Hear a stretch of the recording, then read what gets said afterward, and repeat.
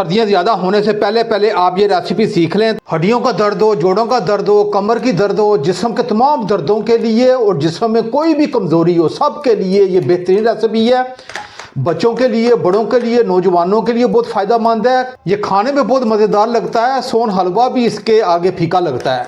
आप इसे सर्दियों में इस्तेमाल करें। मुझे यकीन है कि आज से पहले आपने ये रेसिपी कभी भी अपने घर में नहीं बनाई होगी और किचन में आपके घर में वो तमाम चीज़ें मौजूद होंगी जो आज मैं इस रेसिपी में इस्तेमाल करूंगा। बहुत ही जानदार और ताकतवर रेसिपी है। आइए अपनी रेसिपी की तरफ चलते हैं।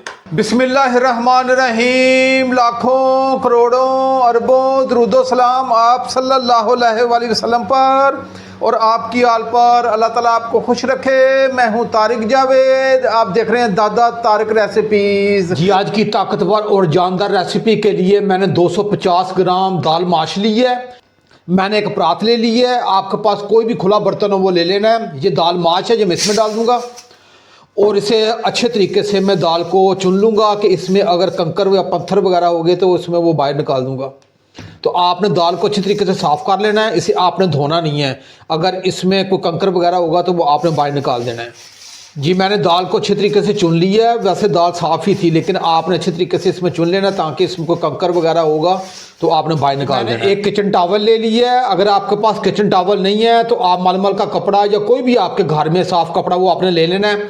मैंने इसे हल्का सा गीला कर लिया है और जो हमारी दाल माश है ये इसमें डाल दूंगा और इसे हाथ की मदद से अच्छे तरीके से फैला दूंगा। और फैलाने के बाद इसे, क्योंकि मैंने टॉवल को थोड़ा सा गीला किया हुआ है, ये अच्छे तरीके से ऐसे थोड़ा सा इसे मसल दूंगा। इसका ये फ़ायदा है कि इसके अंदर जो मिट्टी वगैरह होगी वो टॉवल को लग जाएगी और जो इसका स्टार्च वगैरह होगा वो भी ख़त्म हो जाएगा। आपने कोशिश करनी है कि दाल को धोना नहीं है। अगर आपके पास टाइम हो तो फिर आप इसे अच्छे तरीके से धो के फिर आपने इसे अच्छे तरीके से खुश्क करना है। लेकिन जिस अमल से ये मैं आज आपको रेसिपी दे रहा हूँ इसे बनाना भी बहुत आसान होगा और दाल को साफ़ करना भी बहुत आसान होगा। अगर आप तरीके से किचन टॉवल की मदद से मसल के इसे साफ़ कर लिया और ये बेहतरीन हमारे पास ये दाल माश हमें मिल चुकी है। अब इसे मैं एक अलग बर्तन में निकाल लूँगा। चूल्हे की फ्लेम को मैंने ऑन कर लिया है, ऊपर कढ़ाई रख ली है और आँच को मैंने मीडियम रखा है। अब ये हमारी दाल माश है जो मैं इसमें डाल दूँगा और इसे 5 से 6 मिनट के लिए मैं ड्राई रोस्ट करूँगा। एक इसमें जो नमी वगैरह होगी वो भी ख़त्म हो जाएगी। दूसरा, इसमें बहुत ही ज़बरदस्त किस्म का जायका उभर के आएगा। आप ये सर्दियों में दाल माश का ये हलवा बना के इस्तेमाल करें। ये हर अफराद के लिए बहुत ही ताकतवर आज की रेसिपी है और बिलखसूस ये मर्दों के लिए बहुत ही ताकतवर आज की रेसिपी होने जा रही है। करते हुए मुझे 5 से 6 मिनट हो गए हैं और ये बेहतरीन हमारी दाल माश ये बुनाई हो चुकी है। आपको इसका कलर भी तब्दील होता हुआ नज़र आ रहा होगा। आप चूल्हे की फ्लेम को एक मरतबा जी मैं ऑफ़ कर दूँगा और इसे एक अलग बर्तन में निकाल लूँगा। देखिएगा कैसी ज़बरदस्त किस्म की हमारी दाल माश ये ड्राई रोस्ट हो चुकी है। आपने इसी तरीके से ये रेसिपी बनानी है। आज आपके दिल से दुआएं निकलने वाली हैं। अब इसे मैं थोड़ा सा ठंडा करूँगा। ठंडा करने के बाद इसे ग्राइंडर जार में डाल के इसे मैंने दरदरा सा ग्राइंड करना है।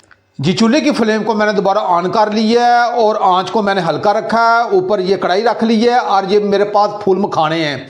ये मैंने पंसार की दुकान से लिए हैं। ये 50 रुपये के फूल मखाने हैं। ये डाल दूंगा और इसे 2 मिनट के लिए ड्राई रोस्ट करूंगा ताकि इसके अंदर ये नमी होगी तो ख़त्म हो जाएगी। ये फूल मखाने ऑप्शनल हैं लेकिन आप डाल लीजिएगा क्योंकि अल्लाह पाक ने इसमें बहुत ताकत और ग़िज़ाइयत रखी है और मर्दों हजरात दोनों के लिए बहुत ही ताकतवर ये चीज़ है।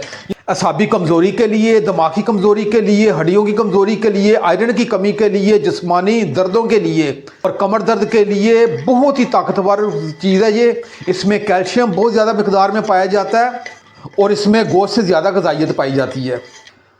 अब 7 से 8 अदद मैंने बादाम की गिरियाँ ली हैं, ये डाल दूँगा और मैंने 2 टेबल स्पून ये चारों मगज़ लिए हैं, ये डाल दूँगा और इसे मैं अच्छे तरीके से इसी में मिक्स करके इसे 1 मिनट के लिए ड्राई रोस्ट करूँगा। बादाम के बहुत फ़ायदे हैं, बल्कि पढ़ने लिखने वाले बच्चों के लिए ये अनमोल तोहफ़ा है। आँखों के लिए और दिमाग की ताकत के लिए बहुत ज़बरदस्त चीज़ है।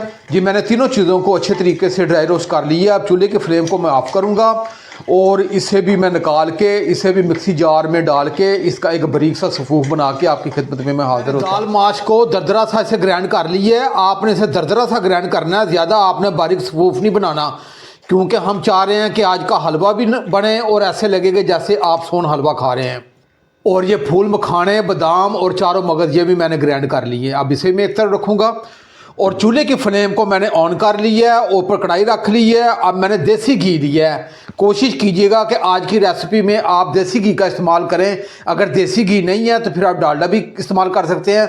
इसमें 4 टेबल स्पून ये मैं देसी घी डालूंगा जी। 4 चम्मच मैंने देसी घी डाल दिए हैं। ये देसी घी को थोड़ा सा मेल्ट करूंगा। देसी घी हमारा मेल्ट हो चुका है। अब ये हमारी दाल माश है, ये मैं डाल दूंगा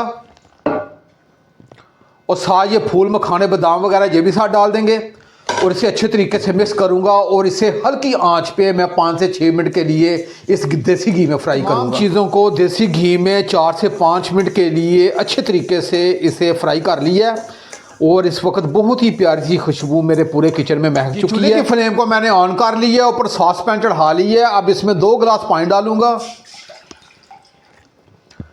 2 गिलास पानी डालने के बाद मैंने ये देसी गुड़ लिया है। आपने कोशिश करनी है कि गुड़ का इस्तेमाल करें या शक्कर का इस्तेमाल करें, आपने चीनी का इस्तेमाल नहीं करना। 120 ग्राम ये गुड़ है, गुड़ इसमें मैं डाल दूंगा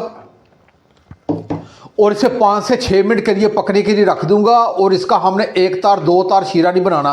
जैसे ये हमारा गुड़ तैयार हो जाएगा और पहले उबाल के साथ मैं चूल्हे की फ्लेम को ऑफ कर दूंगा। गुड़ के शीरे को पकाते हुए मुझे 5 से 6 मिनट हो गए हैं और ये गुड़ हमारा बेहतरीन मेल्ट हो चुका है। आपने इसे ज़्यादा पकाना नहीं है। इसका 1 तार 2 तार हमने शीरा नहीं बनाना। ये बेहतरीन हमारी चाशनी तैयार हो चुकी है।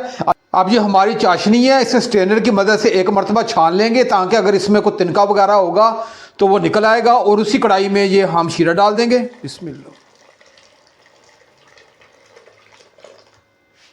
अब ये देखिए स्ट्रेनर में आपको ये तिनके वगैरह नज़र आ रहे होंगे। एक मरतबा आपने ये लाजमी छान लेना है। अब चूल्हे की फ्लेम को मैंने ऑन कर ली है और आंच को मैंने हल्का रखा है। हल्की आंच पे हम इसे कुक करेंगे और आपने कोशिश करनी है कि आपने थोड़ा सा मुश्किल चम्मच हिलाते जाना। ये सिर्फ 4 से 5 मिनट हमें लगेंगे और ये शीरा मुकम्मल इसमें दाल माश में जज़ब हो जाएगा। डाल के पकाते हुए 4 से 5 मिनट हो गए हैं और ये शीरा मुकम्मल जज़ब हो चुका है। दूध लिया फुल फैट दूध जो हम घर में इस्तेमाल करते हैं, ये डाल देंगे और इसे अच्छे तरीके से मिक्स करूँगा। दूध आप लाजमी 1 गिलास डालिएगा, इसका बहुत ही कमाल का जायका उभर के आएगा और बहुत ही कम बजट में ये आज मैं आपको रेसिपी दे रहा हूँ। और मुझे यकीन है कि आज से पहले आपने इस तरीके से कभी भी दाल माश का हलवा नहीं बनाया होगा। मुझे पकाते हुए अभी सिर्फ 4 से 5 मिनट हो गए हैं और काफ़ी हद तक ये दूध खुश्क हो चुका है।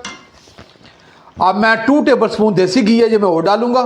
इसे अच्छे तरीके से मिक्स करूंगा और इसे हल्की आंच पे इसे 4 से 5 मिनट के लिए पकाऊंगा और 3 से 4 मिनट इसकी अच्छे तरीके से इसकी भुनाई करूंगा जी। मुझे दाल माश के हलवे की भुनाई करते वक्त 5 से 6 मिनट हो गए हैं और ये बेहतरीन हमारा ये हलवा तैयारी के मरहल में आ चुका है और ये हलवा ये चम्मच को अलग भी कर रहा है। ये देखिएगा, इसका मतलब है कि ये हमारा हलवा बिल्कुल तैयार हो चुका है।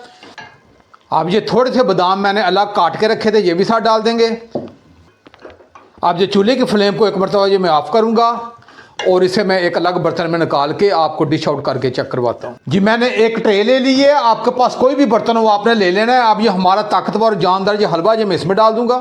हलवा डालने के बाद इसे मैं अच्छे तरीके से बराबर कर लूँगा। मैंने अपने ताकतवर और जानदार हलवे को ये एक ट्रे में सेट कर लिया है। ऊपर मेरे पास थोड़े से बादाम थे, वो भी मैंने डाल दिए हैं।